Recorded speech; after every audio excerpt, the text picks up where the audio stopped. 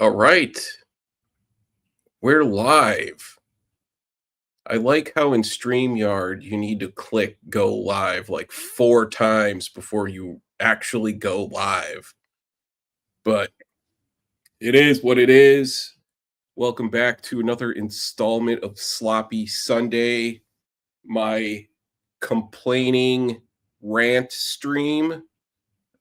Something where I vent what's been getting under my skin for the past week and a little bit of insight on my unsuccessful career in comedy. And boy, let me tell you, when it comes to making, if being unsuccessful at comedy was a comedy direction, then I have excelled at oh, by leaps and bounds. I could be like the George Carlin but of unsuccessful comedians. It's amazing how when I first started doing comedy a long time ago, I grew up on 80s sitcoms, 80s and 90s sitcoms, where you see someone like Jerry Seinfeld who just will go and write a joke, tell it into a microphone in a comedy club, and then now he's a professional comedian, and that's his career. It doesn't work that way in real life, not at all. At some point, I think in maybe the 60s, 70s, if you could write a fart joke and you could get on stage and make people laugh, then yeah, all right, it was a lot different. But then the whole social media thing really kind of changed how comedy works, and yeah, not no, I didn't, and it's funny too because when I was young and I told my mother, this is the type of family that I come from. My mother, I when I was young and I told my mother that I want to be a comedian. And how parents are supposed to offer words of encouragement to their kids, like follow your dreams, do what makes you happy. That's what's most important in life is what makes you happy.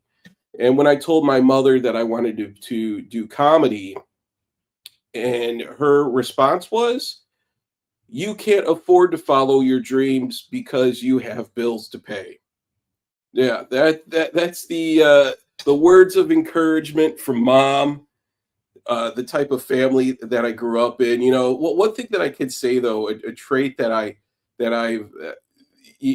got from my mother is my gift of complaining.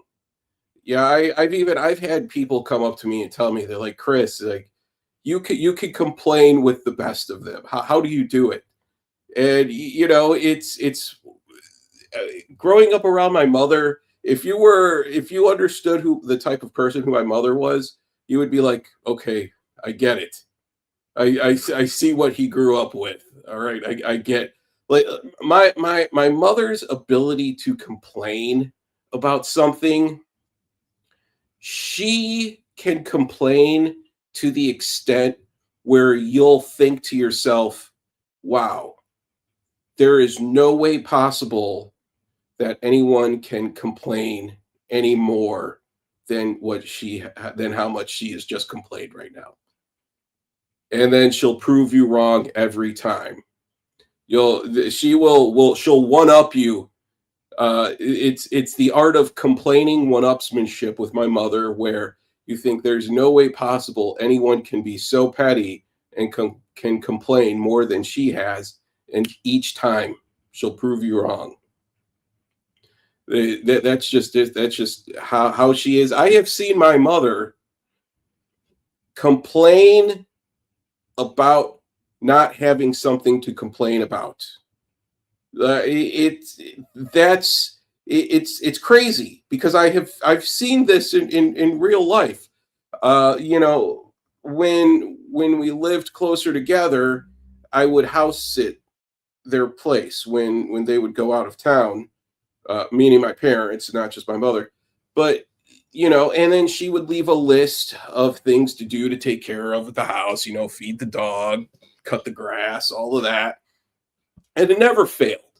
Whenever I would house sit and she would come back into town, she would find something to complain about, no matter what it was. I didn't fold the laundry the right way. I didn't trim the weeds when I cut the grass. Things like that. I didn't take out the recycling when I on recycling night. Thing like she could always find something to complain about. But then one time I was like, when I was house sitting, I was like, I'm going to go through this place with a fine tooth comb. She will have nothing to complain about when she gets back. And everything was perfect. I vacuumed, cut the grass, trimmed the weeds, fold the laundry, fed the dog, pick up dog poop. Everything was perfect. And I go pick her up from the airport, come home, bring her home, and she's walking through the place looking for something to complain about. But she didn't have anything to complain about. And I would see her, she would start to be like, well, why is it? And then she would draw back what she was just about to say. It's kind of like the frustration. I could tell that she was going through her head, that she was wanted to complain about something but didn't have anything to complain about. It's kind of like how in cartoons, how a robot, you'll start to see like steam coming out of its ears, and random gears are just like flying everywhere, and eventually, you would think at some point her head's going to start to spin and vomit would shoot all over the place because she wanted to complain, but she didn't have anything to complain about. I have seen this in real life. That's the type of person that she is. Yeah, yeah. Anyways, same person who's also been married 4 times. So, yeah. All right. Mom complaining. Yeah, it's kind of like when she goes around, like how guys when they're at the bar, and they have too much to drink, so now they have beer goggles, and then now suddenly every woman in the bar is the most beautiful woman that they've ever seen. My mother has complaining goggles. Like she'll put on her complaining goggles, and then that'll give her like X-ray vision to find something to complain about. It's amazing how it works with her. Yeah, yeah. Each time, it's just amazing.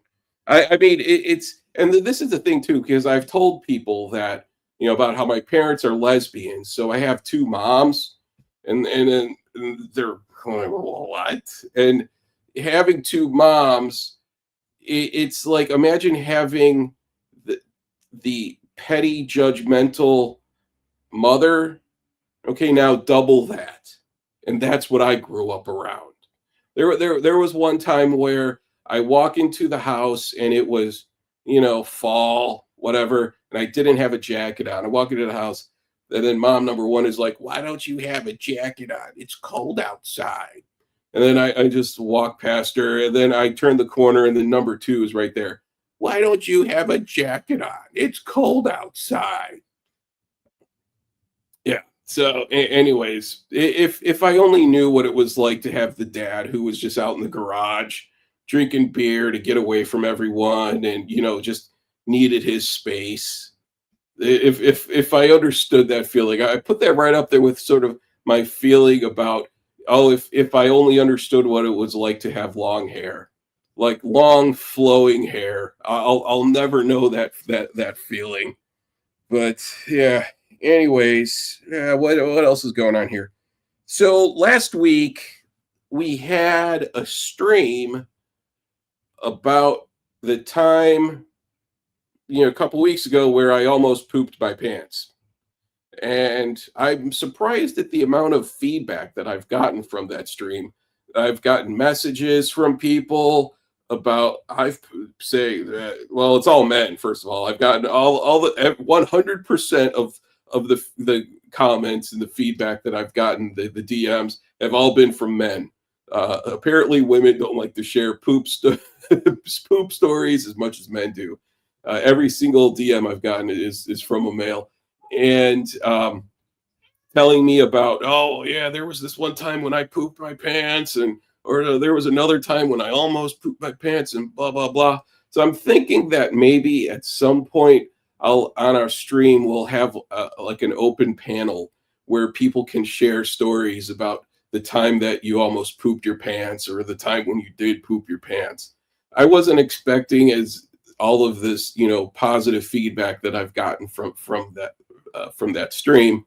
But yeah, I'm thinking about that's a good use of the internet for sure. Like yeah, I'm sure the people who developed the internet back 60 years ago or whenever the information superhighway that that it was called, I'm sure that they thought they could see into the future and be like, okay, at some point people are gonna be sitting around talking about the time that they pooped their pants using this this global technology.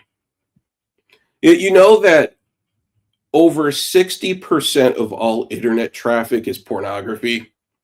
That is a fact.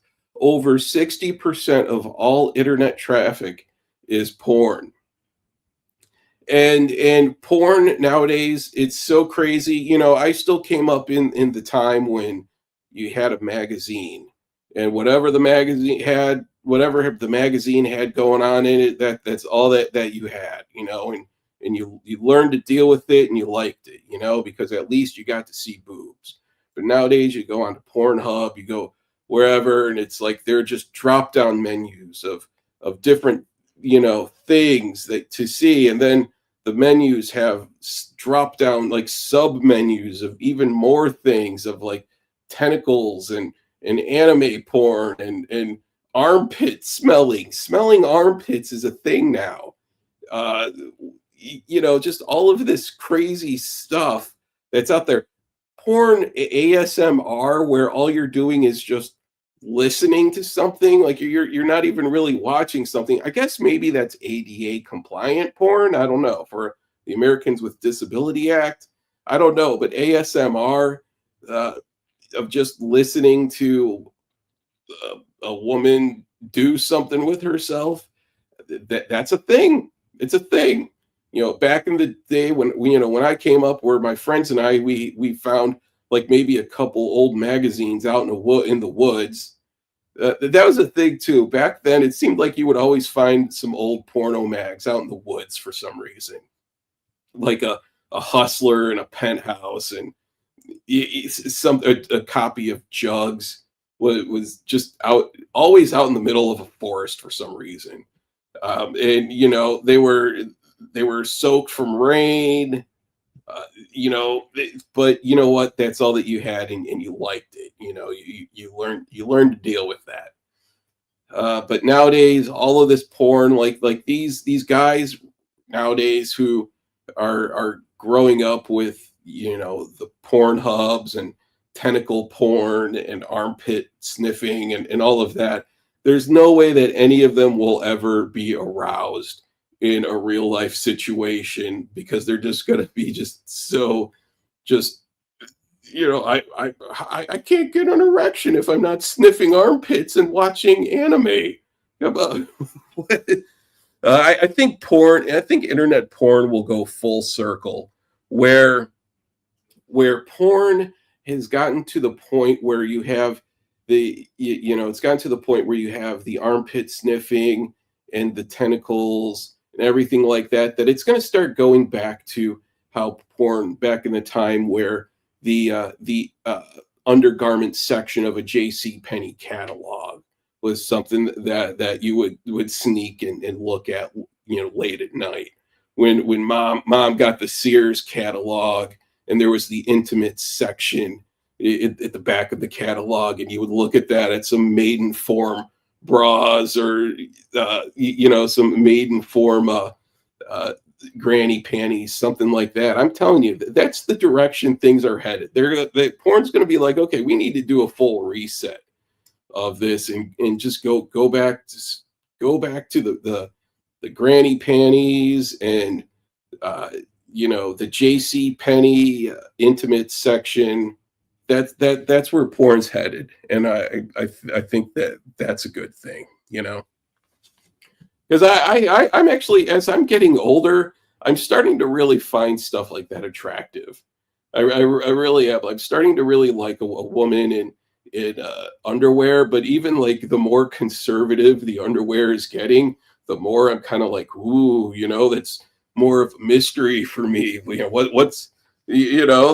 maybe the Amish, maybe the Amish look will start to kind of gain some traction in the porn community of showing some ankle under that dress while you churn that butter. I think that's where we're headed, and I'm not opposed to that. All right, so yeah, the poop story. Okay, I had, where are we at here? We have some people in the chat here. Let's take a minute to see who we have showing up in the stream here in the chat. We have, let's see here, Malia. Happy Halloween, Malia. We have Rick. Rick, who just got all those records and CDs. I am jealous. Tyler. Sup. What else do we have here? James G. Philosopher. James G, you'll always be a warrior to me. Always, absolutely. Can't spell tragedy without ED, which is how you spell comedy. All right. Sounds good. Couldn't agree more. Tragedy, going back to tragedy about comedy, how I've talked about how my parents are lesbians and stuff. I did have a father. My dad died a long, long time ago, and he died on Christmas. How's that for comedy? He died on Christmas, and I remember, thinking to myself, I must have been really naughty that year because Santa didn't think a lump of coal in my stocking was punishment enough. So he had to get personal. But yeah, all right. It's been long enough where I can laugh about that. What do we have here? Yep, all right. It took me 3 years as a kid to convince my parents to let me do band drums. 20 years later, my dad still asked me if I was getting anywhere playing drums, right? Yeah. It's funny too, because, like my family, like when it comes to humor and things like that, there's not really much humor or anything, or words of encouragement about following your dreams or anything like that. And I remember my grandfather, when I was younger and I was doing stand up, he would call these skits. Like when I would do a show at a comedy club, and something he would ask me about. He was like, "So did you go out and do any of your skits this weekend?" And yeah, and but yeah, it's, what else? Mom was supportive. Dad was a skeptic. He thinks it's cool nowadays. You know what, though? That's probably your dad because you weren't playing the right type of music for him. Tyler, I guarantee if you were probably behind your drum kit but playing some Steely Dan or something like that, then your dad totally would have been all about it. He'd be like, "Yeah, let's play some yacht rock." Like if you were a yacht rock drummer, your dad would have been all over that stuff. What do we have here? Logan, oh man, checking out those Danzig reissues. I have all four of them, buddy. All four. And what I've heard from PB Tal, and I trust his judgment, I've heard that they sound just as good as the OGs. So I am quite pleased. I haven't listened to them yet, but I will, just in time for the porn. Yeah. Sears catalog got me through some dry spells. That's all I'll say. Hey, you know what? I'm telling you, man. I guess it's some of the undergarments that women are wearing nowadays. Very nice, absolutely. And you can get that stuff at J.C. Penney, Walmart, Target. I mean, I was at Target this weekend, and I took a stroll through the women's section to get to the men's section, and yeah, some nice looking things out there.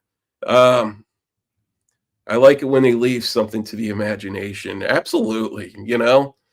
Um, even yeah, you know, you wanna talk about something leaving something to the imagination. I have sort of a thing for, a woman in a pantsuit. I know it's a bizarre fetish. I dated this one girl a long time ago when I lived in New York, and she had a job that was higher status than my job, and she wore a pantsuit to work, and it was a white pantsuit too. And there's something about a woman in a pantsuit. I it depends on the pantsuit, but like a good pantsuit, I'm like, yeah, pantsuit with heels looked pretty good to me. Bring back the Amish spread. Yeah, I'm telling you, man, porn is going in that direction. Porn needs a full reset where just showing some ankle is scandalous. You know, a little bit of ankle, just a little bit of cleavage right here, and whew, you know, the storm record earlier. Okay, yeah. Oh man, that is rough. I agree. I agree. George Michael died on Christmas too. Isn't which reminds me, oh my god. I can finally one of my all-time favorite songs is Last Christmas by Wham. And it's that time of year where I can listen to it loud. And I mean, I listen to it in the summertime too, and you know, I listen to it year round. It's a great song. I love the video too. I love the video, but now I can like play it loud and people won't think I'm weird because it's like July and I'm listening to Last Christmas. It's a really good song.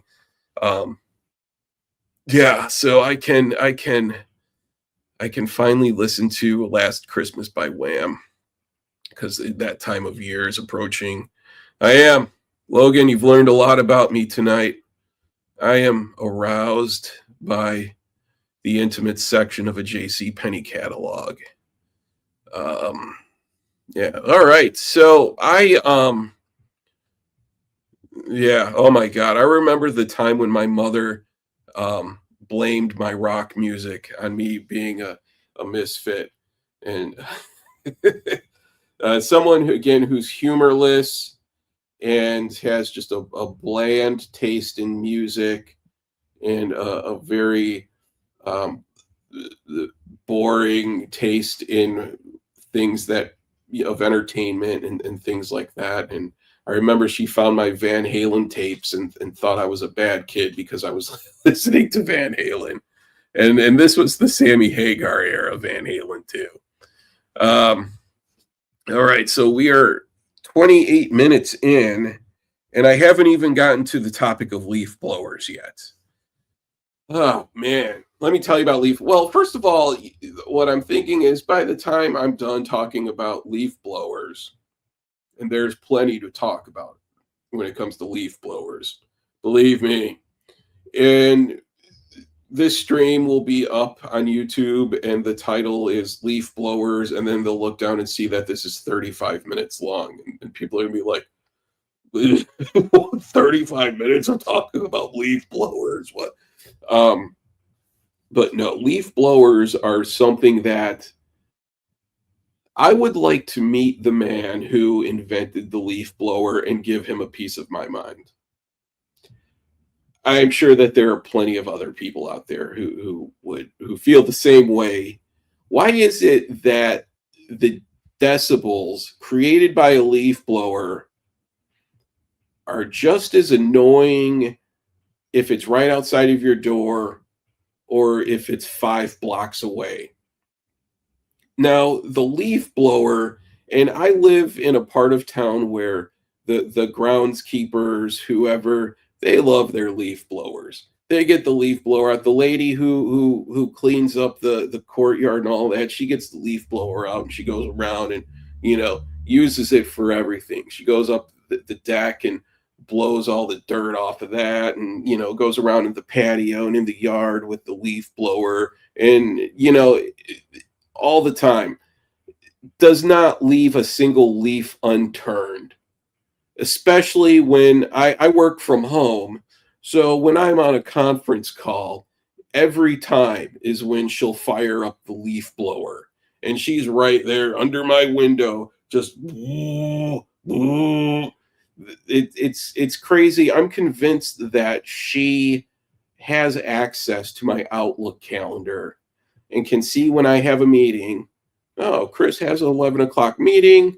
So at 11:01, I'll get the leaf blower out and I'll start and does the best job ever blowing leaves around. That's all a leaf blower does. It produces all of this noise to do what a rake could easily do. Whatever happened to a rake?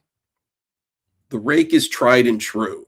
Rakes have been around for hundreds, probably thousands of years. There are you could go back and through, there have been archaeological finds where they uncover a rake in Pompeii, wherever, like villages that have crumbled, and they go through and they pull out the body of, someone who perished in fire. And then there's always, something like there's some clay pots that they find, or they'll find a loaf of bread still sitting in an oven somewhere. And there's usually some lawn equipment like a rake and a broom are right there. A broom, another thing too. You have this leaf blower, or they use it to also blow grass clippings around. Um, you can use the rake, or you could use a broom too. Both of which to go total, you could go to Home Depot and spend $25 and have a rake and a broom with a dustpan too. And it's a very nice dustpan, by the way. Right now, they have it on sale. You could go to Home Depot for $12, get a very nice broom with a dustpan and a rake, 25 bucks. Meanwhile, they're out spending $300, $400 on this leaf blower that just annoys everyone within like a 5 block radius of it. Yeah, I don't know. I lived at this one place where before I moved to Chicago, my apartment was on a corner unit, and there were 4 units right in the corner. And a different day of the week is when the groundskeepers were out with the leaf blowers. It drove me absolutely insane because there was 4 days a week where I had this team of landscapers with their leaf blowers out, just doing something that a rake could easily do.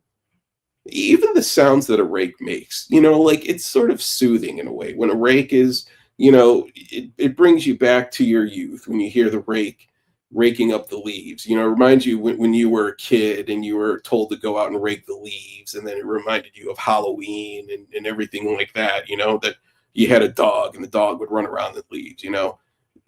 Nowadays you have these kids, they have this like gas powered leaf blower that's going to end up giving them leaving them with tendinitis. After they use it a few times. Leaf blowers are. I think that there should be some sort of regulations around leaf blowers. Um, like sort of one of those things like a utility surcharge where the person using it is required to pay you for them to use the leaf blower, something like that. It's I'm not a fan of leaf blowers, not one bit. Small yard, but still. No. Evan, oh, see, Evan, you know what? I think I'm going to block you from my future streams now, because one thing I don't allow in my streams are people who support leaf blowers, the leaf blowing lifestyle. We'll put it that way. Yeah. Dante's Inferno, right? They would have definitely. It's the leaf blower, and then you know what? I lived in a place where there are on the weekends, they would have an ordinance where you can't make loud noise before 7 a.m. on a Saturday, something like that. And sure enough, it's a Saturday morning, you're trying to sleep in a little bit. The moment the clock hits 7 a.m., you'll hear like 15 leaf blowers all just. And the leaf blowers, too, it's not like the whatever it is, there's not like a variable speed to it or anything. It just goes straight from 0 to 100 each time. Yeah, anyways, rakes. So yeah, you know what? I did that once. Now there are different types of rakes though, because there's the lawn rake and then there's the gardening rake. When I was younger, my Looney Tunes moment is I stepped on a garden rake that was laying on the ground with the rake side facing up. I stepped on a garden rake and the pole went up and smacked me right in the face. Um, that was my Looney Tunes moment that I had. But yeah, all right. So what do I have coming up this week? That was just a little bit about rakes and leaf blowers that I needed to get off of my chest. I was doing a little bit of stand up this week, and I had a bit about nose hair. A couple weeks ago, I was talking about nose hair, and that bit went over a lot better than I thought it would. It's weird doing stand up. How sometimes you could tell a joke that's just that you thought was throwaway material, and then it turns out the crowd loves it, or not even throwaway material. Maybe you could just in jest say something on stage that wasn't even scripted, and people think it's hilarious. Well, I was telling a bit about nose hair, and people really liked it. So I guess there are plenty of people out there who can relate to, like, why does nose hair grow back as quickly as it does? And it's a little frustrating, especially when you're walking around and you trying to be Mr. Cool Guy, and then you have some dingleberries hanging on the end of your nose hair. All right, so we are at 37 minutes. I'm going to call it a night, but glad to see everyone in the chat. If you haven't subscribed, yeah, it sucks how fast it grows back. It does. And you know what, too? This is the thing. The hair on my head has been falling out over the years, but the hair in my nose grows back, grows back faster than, I see. I could yank a nose hair out tonight, and by tomorrow afternoon, it's grown back already. And then I think what's next is ear hair. I think ear hair, I think is the next thing. And then after that, it's sort of the stages of getting old. Is it starts with the nose hair and then the ear hair. And then you kind of get hair just growing out of weird random places. Like I remember my grandfather had hair that would grow out of the tip of his nose or the middle of your forehead, something. I'm really not looking forward to getting old. Not at all. Yeah, exactly. Yeah, it does. It does. Anyways, I think I'm going to work on an intro screen. So that way it's not just always me kind of just like, I think we're live. I don't know. I'm going to work on something like that. But thank you, everyone, for tuning in. Next week, I have something else to complain about. And if you haven't subscribed already, please do. And have a good night.